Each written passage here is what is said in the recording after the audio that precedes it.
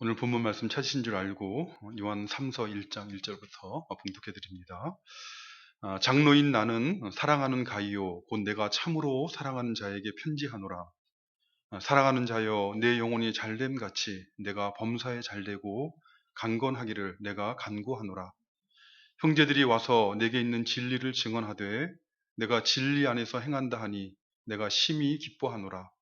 내가 내 자녀들이 진리 안에서 행한다 함을 듣는 것보다 더 기쁜 일이 없도다. 아멘. 함께 읽으신 오늘 본문 말씀은 노사도이며 장로인 요한이 세 번째로 쓴 서신서의 인사말입니다. 오늘은 이 서신서의 인사말을 통해 주시는 축복의 말씀을 중심으로 본문을 살펴보도록 하겠습니다. 오늘 본문 말씀 1절을 보면 장로인 나는 사랑하는 가이오 곧 내가 참으로 사랑하는 자에게 편지하노라 라는 말씀으로 오늘 본문이 시작되고 있습니다. 여기서 이 편지를 쓰고 있는 발신자라 밝히고 있는 이 장로는 바로 사도인 요한을 의미하는 말입니다. 노사도인 요한이 교회의 장로로서 사랑하는 가이오에게 보내고 있는 서신서가 바로 이 요한 3서인 것입니다. 이 서신서를 받는 수신으로 이렇게 밝히고 있는 가이오가 누구인지는 사실 정확하지 않습니다.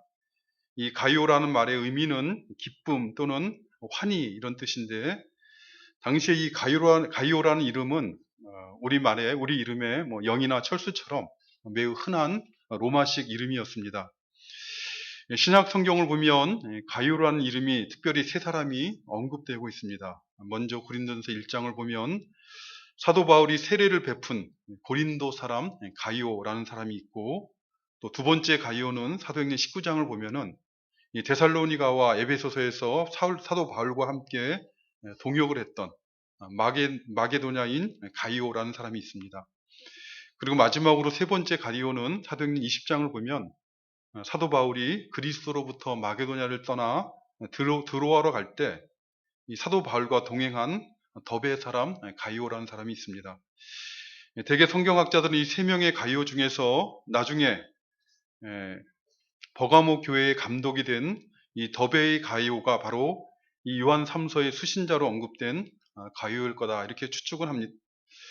아무튼 이 세 명의 가이오 중에 누가 요한 3서를 받는 수신인인가 하는 것은 중요한 것이 아니고 이 서신서의 수신인 가이오는 장로인 요한에게 사랑을 받는 사람이었다라는 것입니다. 요한은 가이오에 대해 말하기를 사랑하는 가이오라 내가 참으로 사랑하는 자라 이렇게 밝히고 있습니다.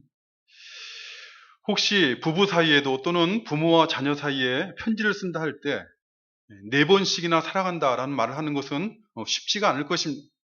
네 번은커녕 한 번도 어려운 경우가 있을 것입니다.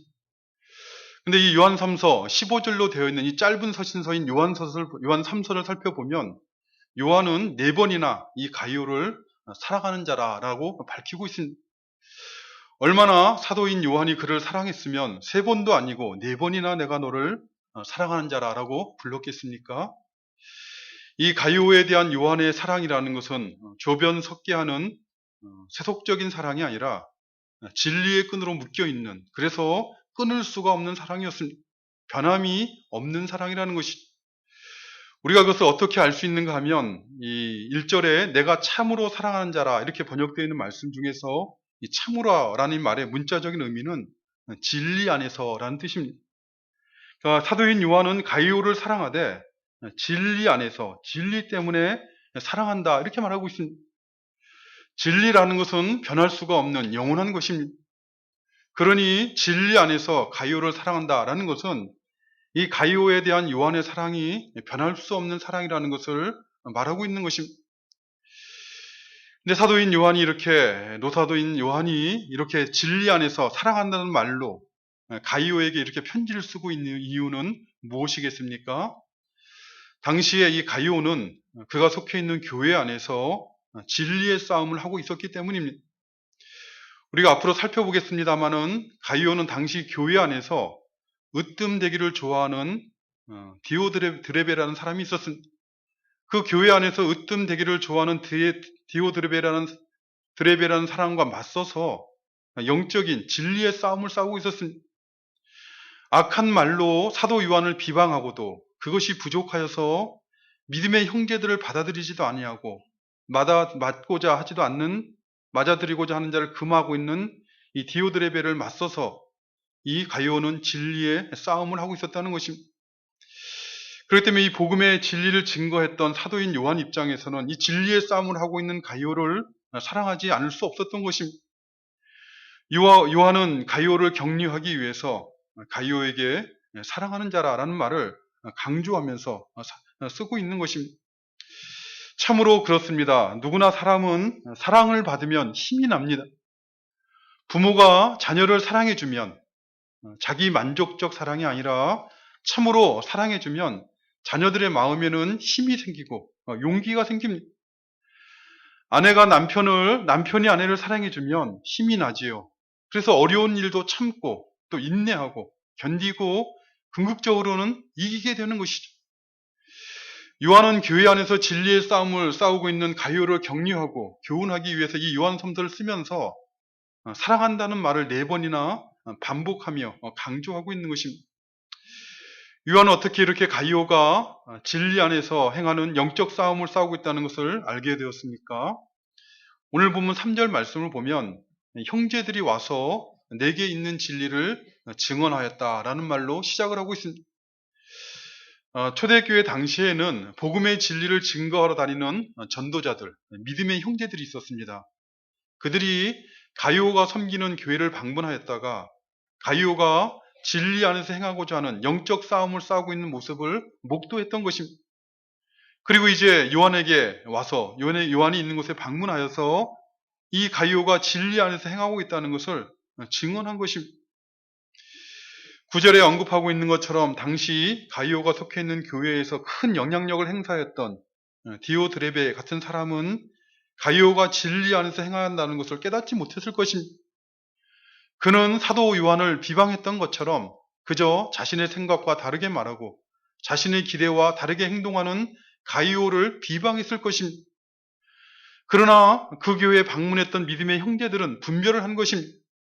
가이오가 진리 안에서 행하고 있다는 것을, 그리고 사도 요한에게 와서 증언을 한 것입니다. 가이오가 진리 안에서 행하고 있다는 것을 증언하는 증인이 되었던 것입니다.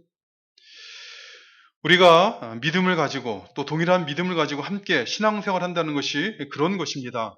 서로가 서로의 믿음과 신앙의 삶에 대해서 증인이 되는 것이죠. 비록 그 앞에서는 직접 말로 표현하지 않을지라도 형제들이 믿음으로 행하는 일들을 분별하여서 이해할 줄 알고 그 믿음으로 행하는 형제들에 대해서 하나님과 사람 앞에 증인이 되는 그것이 동일한 믿음을 가지고 신앙생활하는 형제들의 모습인 것입니다. 이처럼 형제들로부터 가이오가 진리 안에서 행한다는 소식을 들은 사도 요한은 심히 기뻤습니다. 왜 사도 요한이 심히 기뻤겠습니까? 그것은 그에게 어떤 세상적인 이익이 되었기 때문에 그가 심히 기뻐했던 것이 아닙니다. 그러나 그의 기쁨이 무엇인가를 한번 생각해 보시길 바랍니다. 믿음의 형제들이 요한에게 와서 전해준 것처럼 디오드레베 같은 잘못된 교회의 지도자들의 압력과 위협에도 불구하고 복음의 진리를 지키고 복음의 진리 안에서 행하는 가이오와 같은 사람이 있다는 그 소식은 사도인 자신이 전한 복음의 진리가 열매를 맺고 있다는 것을 입증해주고 있는 것입니다.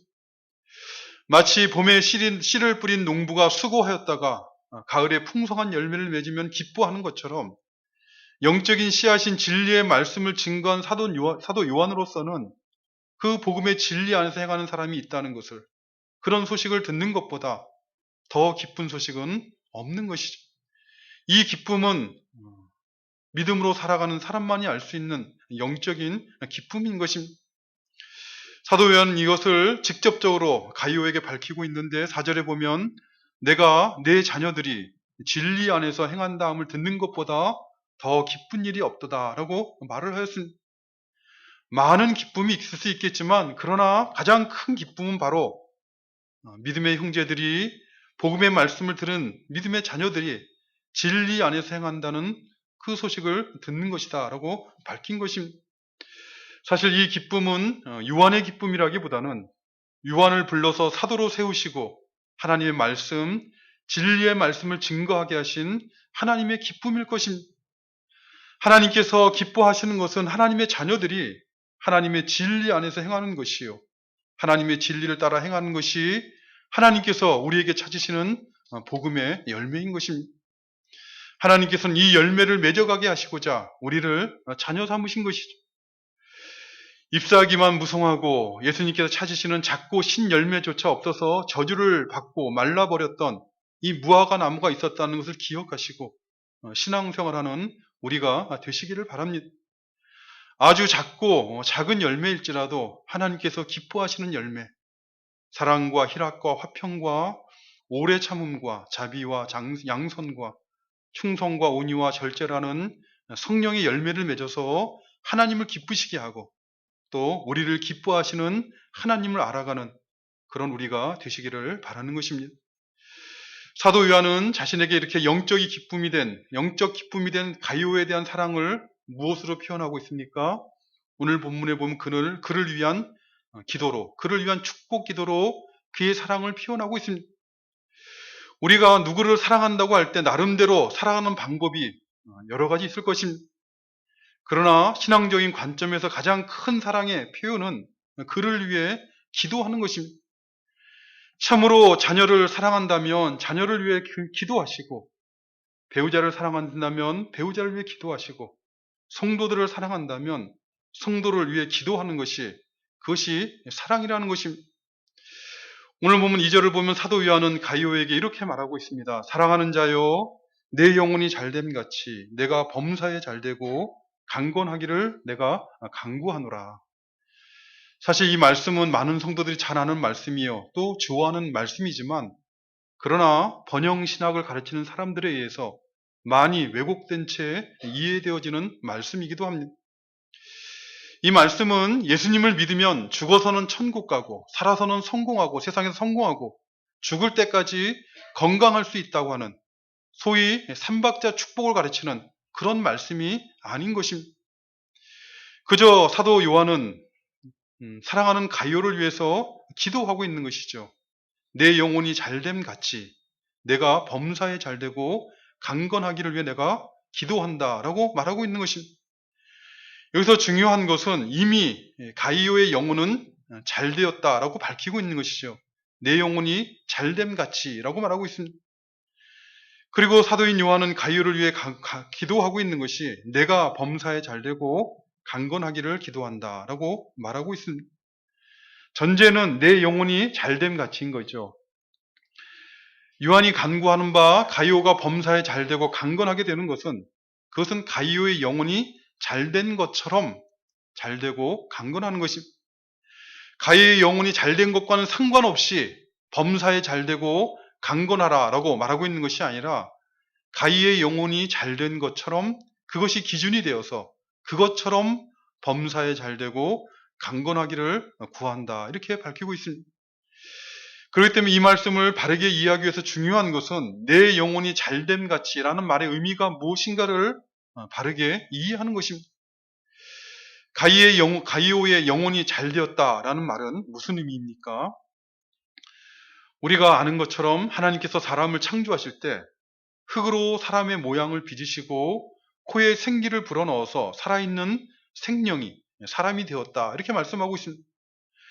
그렇기 때문에 사람은 흙으로 대표되어지는 바 몸, 육체와 코에 불어넣은 생기로 대표되어지는 영혼으로 이루어져 있습니다.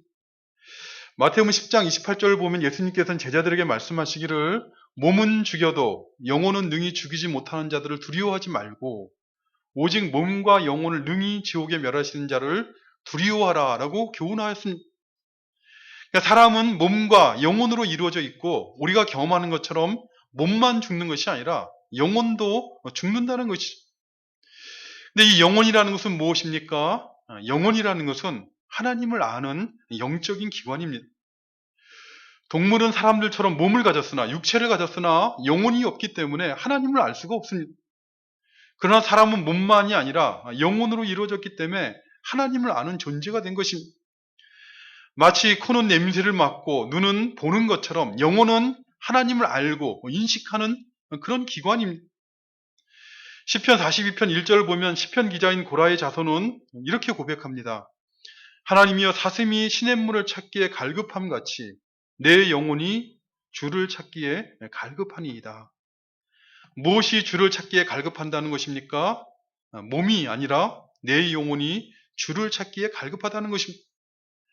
몸이 물을 마시기에 목이 마른 것처럼, 물을 찾기에 몸이 물을 갈급하게 구하는 것처럼, 사람의 영혼은 하나님으로 충만하지 못하게 되면 갈급하게 되는 것입니다. 그런데 문제는 무엇입니까? 첫 인류의 대표자인 아담과 하와가 하나님에게 불순종하는 순간 죄가 이 세상에 들어왔고, 죄의 싹신 사망이 이 세상에 들어와서 역사하기 시작했다는 것입니다. 선악을 알게 하는 나무의 열매를 먹지 말라, 내가 먹는 날에는 반드시 죽으리라 말씀하신 이 하나님의 말씀처럼, 아담과 하와가 선악을 알게 하는 나무의 열매를 따먹는 순간 아담과 하와는 그 안에, 아담과 하와뿐만 아니라 아담 안에 있는 모든 사람은 반드시 죽음에 이르게 된 것입니다. 사람의 영혼은 즉시 죽게 되었고, 사람의 몸은 하나님의 은혜로 말미암아 죽음의 시간이 조금 늦어졌을 뿐 반드시 죽게 된 것입니다. 이것이 이 세상을 살아가는 모든 사람들이 처해 있는 본질적인 형편인 것이죠. 아담 안에서 태어난 모든 사람은 자신의 힘으로는 이 죽음의 굴레를 벗어날 수가 없는 것입니다. 특별히 아담 안에서 태어난 모든 사람이 죽었다는, 사람의 영혼이 죽었다 하는 것은 사람들이 태어나서부터 저절로 자동적으로 하나님을 아는 사람이 한 사람도 없다는 것을 통해 증명되는 것이죠. 사람들은 영혼이 죽은 채로 태어나기 때문에 그저 하나님의 은혜로 육신의 몸을 가지고 생명의 연장을 잠깐 갖게 될 뿐이지, 영혼이 죽은 채 태어나기 때문에 하나님을 태어나면서부터 아는 하나님의 영적 기관인 영혼이 죽어 있으니 하나님을 알 수가 없는 것입니다. 자연적으로 태어난 사람들은 하나님을 알지 못합니다. 성경에 계시된 하나님에 대한 감각, 그 영혼이 죽어 있으니 하나님을 알 수도 믿을 수도 없습니다. 그렇기 때문에 죽을 몸에 생명이 잠시 부지되어 사는 동안 사람들은 육신의 건강이나 세상에서 누리는 행복과 성공에만 그의 마음을 뺏긴 채 살아가는 것입니다. 왜요? 영혼이 죽어 있으니 자신의 영혼의 문제에 대한 관심이 있을 수가 없는 것이죠. 그런데 이 영혼이 잘 된다는 것은 어떻게 되는 것을 의미하는 것이겠습니까? 영혼이 잘 된다는 것은 무엇보다 죽은 영혼이 다시 생명을 얻게 되는 것입니다. 원래 생명이 있던 존재가 그 생명을 잃어버렸다면, 그렇다면 다시 살아서 생명을 얻는 것처럼 잘 되는 것은 없는 것입니다. 어떻게 죄로 말미암아 죽었던 영혼이 다시 살아나는 것입니까? 에베소서 2장 1절과 4절 5절 말씀을 보면 사도 바울은 에베소 교회 성도들에게 이렇게 교훈합니다. 그가 허물과 죄로 죽었던 너희를 살리셨도다. 긍휼이 풍성하신 하나님이 우리를 사랑하신 그 큰 사랑을 인하여 허물로 죽은 우리를 그리스도와 함께 살리셨고 너희는 은혜로 구원을 받은 것이라. 죽은 영혼은 자기 힘으로 스스로 다시 살아날 수가 없습니다. 죽은 자를 살리신 능력과 권세가 있는 분은 오직 하나님 한 분뿐이십니다. 긍휼이 풍성하신 하나님이 우리를 사랑하신 그 큰 사랑을 인하여 허물로 죽은 우리를 긍휼이 풍성하신 하나님께서 그리스도와 함께 살리셨는데 그것이 바로 구원이라고 교훈하고 있는 것입니다. 우리가 예수님을 믿고 구원을 받았다는 것은 우리가 육체적으로 죽어서 나중에 지옥에 가지 않는다는 것을 의미할 뿐만 아니라 허물과 죄로 죽은 우리의 영혼이 오늘 여기서 다시 살아나 생명을 얻게 되었다는 것을 의미하는 것입니다. 영혼이 잘 되었다는 것은 우리의 죽었던 영혼이 생명을 얻게 되었다는 것이요. 영혼이 잘 되었다는 것은 죽었던 영혼이 생명을 얻음으로 긍휼이 풍성하신 하나님, 그 하나님의 사랑을 알고 그 하나님의 사랑 안에 거하는 사람이 되었다는 것을 의미하는 것입니다. 사실 우리 모두가 오늘 본문의 가이오처럼 사도 요한이 가이오에 대해서 증언하고 있는 것처럼 영혼이 잘된 사람에게 되기를 바랄 것입니다. 그러나 그것은 우리가 어떻게 그걸 확인할 수가 있겠습니까?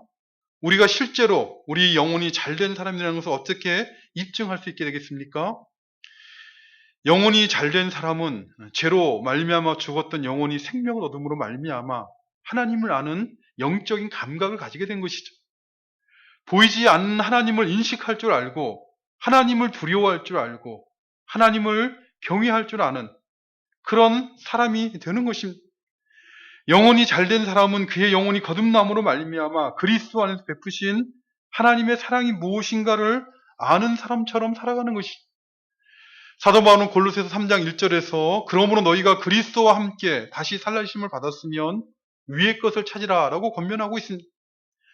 너희가 그리스도와 함께 다시 살리심을 받았다라는 말은 너희 영혼이 그리스도와 함께 다시 살리심을 받았으면 너희 영혼이 잘된 사람이라면 위의 것을 찾으라라고 말하고 있는 것입니다. 왜요? 위의 것을 찾는다는 것은 그리스도와 함께 다시 살리심을 받은 사람만이 할 수 있는 것이기 때문에 그렇습니다. 위의 것을 찾는다는 것은 어떻게 하는 것입니까? 사도 바울은 이어지는 골로새 3장 2절에서 위의 것을 생각하고 땅의 것을 생각하지 말라라고 교훈하고 있습니다.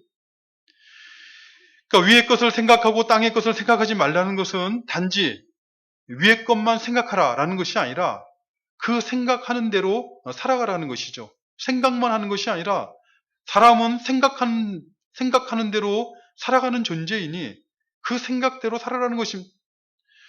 위의 것은 바로 하나님과 하나님의 뜻을 말하는 것이죠. 영적인 감각이 살아서 하나님에 대한 인식을 할 줄 아는 사람이라면 하나님과 하나님의 뜻이 무엇인가를 생각하라는 것이. 하나님을 먼저 생각하고 하나님의 뜻이 무엇인가를 생각해서 하나님의 뜻을 구하는 삶을 살아가는 것. 그것이 바로 영혼이 잘된 사람이라는 증거요. 그의 영혼이 생명을 얻게 된 사람이라는 증거인 것입니다.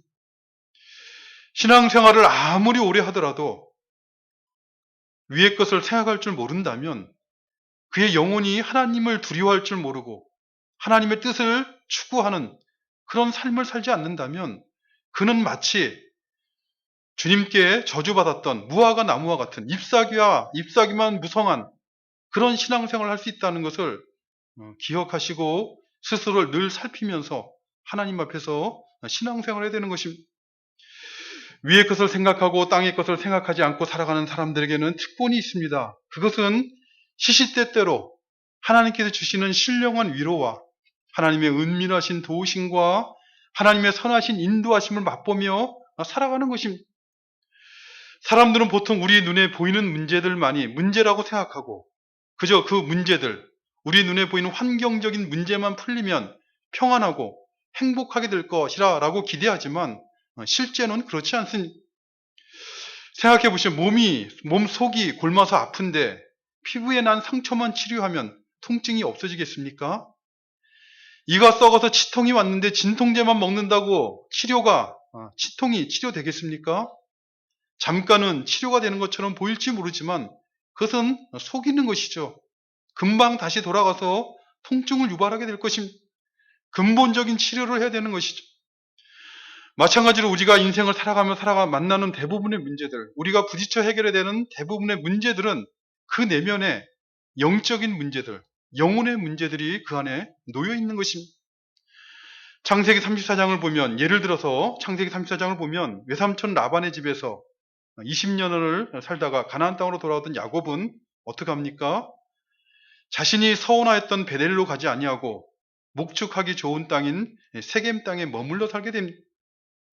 자기가 갖고 있는 모든 그 부와 재산인 그 우양들을 기르기 좋은 땅인 세겜 앞에 가서 머물러 살다가 딸 디나가 세겜의 족장에게 부끄러운 일을 당하는 사건이 일어나게 됩니다. 아버지 야곱은 하나뿐인 딸이 부끄러운 일을 당하였어도 가나안 땅 사람들이 두려워서 세겜 족속에 아무런 말도 하지 못하고 침묵하였습니다.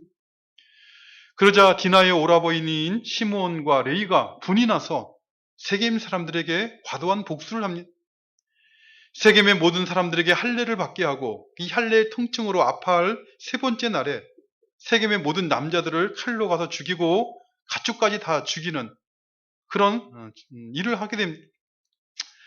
그러자 야곱은 어떻게 반응합니까? 아버지 야곱은 세겜 족속에 속한 가나안 땅 사람들이 이 소문을 듣고 세겜 사람을 죽였다 해서 이 자신의 가족을 보복하지 않을까 두려워하게 됩니다. 실제로 야곱의 전 가족은 가나안 땅 사람들에게 전멸당할 위기에 처하게 된 것입니다. 야곱은 두 아들 시몬과 레위를 원망하며 이렇게 말합니다. 나는 수가 적은즉 가나안 족속들이 모여 나를 치고 나를 죽이리니 그러면 나와 내 집이 멸망하리라 라고 말을 합니다. 그러나 성경을 잘 살펴보면 이 사건의 본질적인 문제는 이 두 아들이 레위와 시몬이 세겜에게 과도한 복수를 한 것이 아니라 야곱의 불순종이 있었습니다.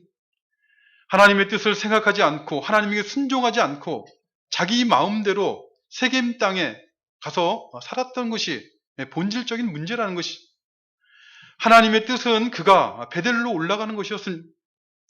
20여 년 전 외삼촌 집으로 가면서 하나님을 만나 서원을 하였을 때도 서원을 했던 그 베델로 오겠다라고 그가 하나님 앞에 서원했었고, 또 그가 외삼촌 집에서 이제 가나안 땅으로 돌아가게 할 때도 하나님께서 그로 하여금 베델로 올라가라 말씀하셨음에도 불구하고 이 야곱은 목축하기 좋은 땅이라 라고 생각해서 그 풀과 물이 가득한 세겜에 머물러 있다가 하나님의 섭리적인 징계를 그가 받았던 것입니다.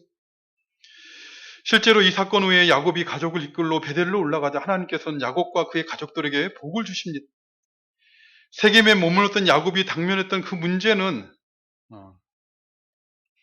스스로 생각할 때 영적인 문제가 아니라 가나안 땅 사람과의 정치적인, 군사적인 그런 문제인 것처럼 보였지만, 그러나 그 문제의 본질은 영적인 문제, 그의 영혼의 문제였던 것입니다.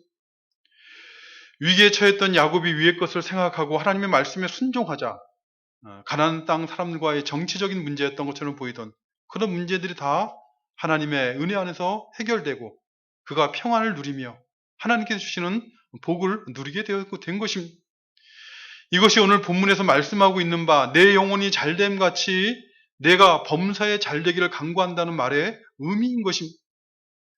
무엇인지 내 마음의 소원대로 세상에서 성공하고 내 뜻대로 이루게 되기를 간구한다라는 의미가 아니라 영혼이 거듭나 하나님을 아는 사람처럼 이 땅을 살아가면서 만나는 모든 문제들에 대한 하나님의 뜻을 생각하고 그 뜻에 순종하고 복종함으로 하나님께서 베푸신 은혜와 사랑을 맛보며 평안과 행복을 누리게 되기를 간구한다라는 그런 의미인 것입니다.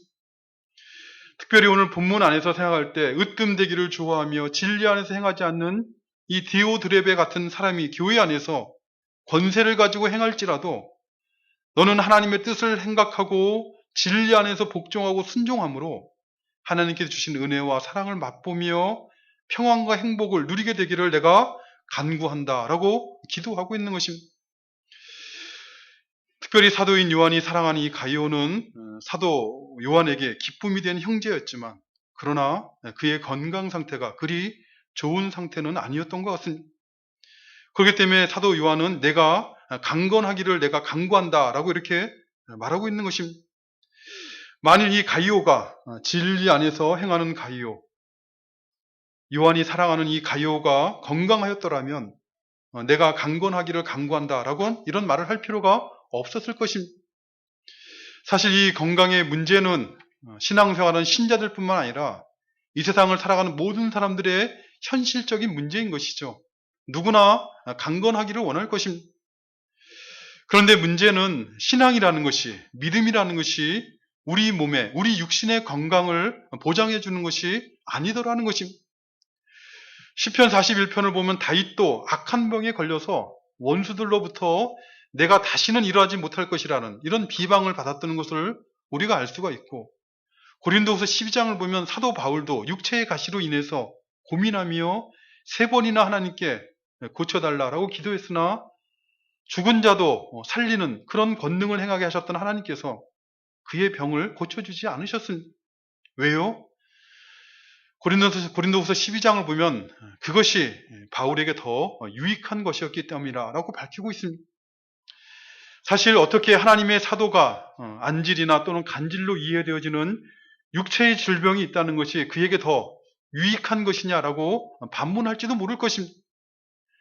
그러나 그러한 반문이라는 것은 그저 세상적인 시각을 가지고 살아가는 사람들의 자기 수준을, 자기 입장을 반영하는 것이고, 사도 바울은 하나님께서 병을 고쳐주지 않으시면 하나님께서 내 은혜가 내게 족하도다, 이는 내 능력이 약한 데서 온전하여질 것이다 라고 말씀하시자 그는 하나님 앞에 고백하기를 내가 도리어 크게 기뻐함으로 나의 여러 약한 것들에 대해서 자랑합니다 라고 이렇게 고백을 하고 있습니다.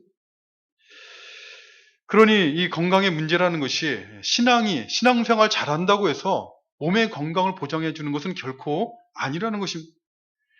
그럼에도 불구하고 육체의 질병이라는 것은 원래 창조주 하나님께서 의도하셨던 것은 결코 아닙니다. 육체의 질병은 죄로 말미암아 세상에 들어온 것입니다. 그렇기 때문에 이 죄로부터 우리가 완전한 구원에 들어가게 되면 이 모든 질병으로부터도 완전히 해방될 것입니다.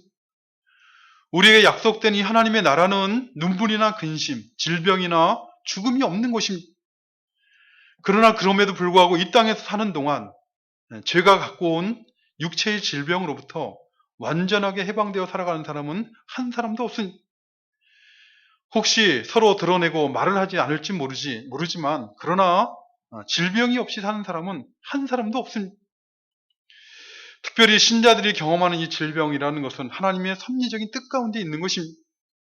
어떤 경우에는 육체의 질병을 통해서 그의 잘못을 깨닫고 회개하고 돌아오도록 징계하시는 경우가 있기도 하고 어떤 경우는 사도 바울처럼 육체의 질병을 통해 그가 교만하지 않도록 악으로 나아가지 아니하도록 그를 붙잡아 주시기도 하시고 어떤 경우는 욥처럼 육체의 질병을 통해 하나님의 선하신 뜻을 교훈하시는데 사용하시기도 하시고 어떤 경우에는 디모데처럼 이유를 알 수 없는 질병에 걸리기도 하는 것입니다. 그러나 그럼에도 불구하고 육체의 질병이라는 것은 정상적인 것이 아니므로 건강을 허락하시도록 간구하는 것은 신앙적으로 정당한 것입니다. 그리고 영혼이 잘 되어서 새 생명을 얻은 신자는 확신하는 것이죠. 예수님이 오시는 그날 우리의 몸은 죄와 질병과 죽음으로부터 완전히 해방되어서 온전히 강건하게 될 것이라는 것을 확신하는 것입니다. 그리고 그날을 맞이할 때까지 하나님을 아는 영혼이 거듭난 신자답게 살아갈 수 있도록 하나님의 사랑과 은혜 안에서 건강하게 살아갈 수 있도록 도와주시기를 간구하는 것이 정상적인 신앙의 모습인 것입니다. 기도하시겠습니다. 아버지 하나님 감사합니다. 오늘도 이 땅 가운데 살아가는 저희들을 그저 이 세상만 생각하고 이 땅만 살아가고 이 땅만 바라보고 살아가지 아니하도록 금보다 귀한 믿음을 주시고 오늘도 살아계신 하나님을 예배하는 복된 삶을 살아가도록 저희들의 발걸음을 인도하여 주심을 감사드리옵나이다. 이 땅 가운데 살아가는 우리 인생의 날들을 계수할 줄 아는 영적인 지혜를 저희들에게 허락하여 주셨사오니 무슨 일을 만나던 어떤 형편 가운데 있든 하나님의 사랑과 은혜 안에 거하는 저희들이 되어지도록 성령으로 저희 심령을 붙잡아 주시고 또 하나님 앞에 감사함으로 인생의 날들 살아가도록 저희 생애 가운데 역사하시고 은혜를 베풀어 주시옵소서. 이제 연말 연시를 받은 성도들의 심령을 주께서 위로해 주시고 또 힘주셔서 세상만 바라보고 소망이 없는 삶을 살아가는 것이 아니라 하늘의 하나님을 바라보고 믿음에 굳게 서서 또 이 연말 연시를 잘 은혜 가운데 보낼 수 있도록 도와주시옵소서. 예수님의 이름으로 기도드리옵나이다.